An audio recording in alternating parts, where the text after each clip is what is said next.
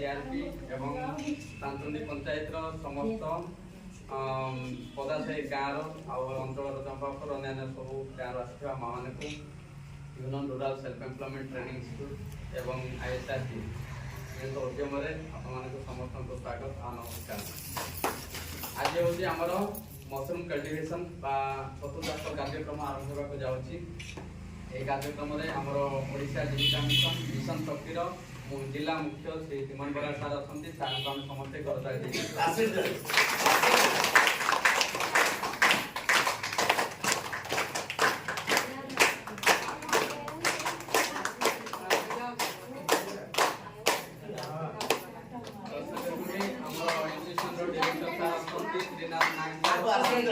समस्ते करता स्वागत करें।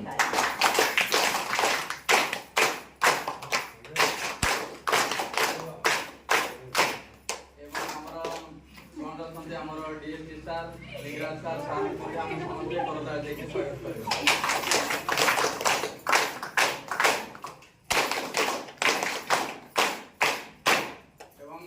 वन स्टॉप सेंटर आईएसआरटी तरफ मैडम अच्छा समस्ते करता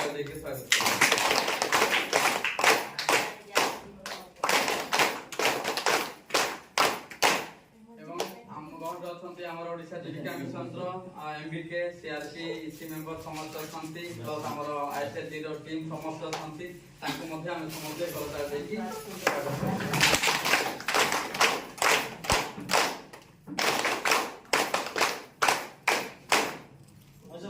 बर्तमान मो रिक्वेस्ट करी पंचायत सार मान को आज छोटू चाष कार्यक्रम को दीप प्रज्वलन कर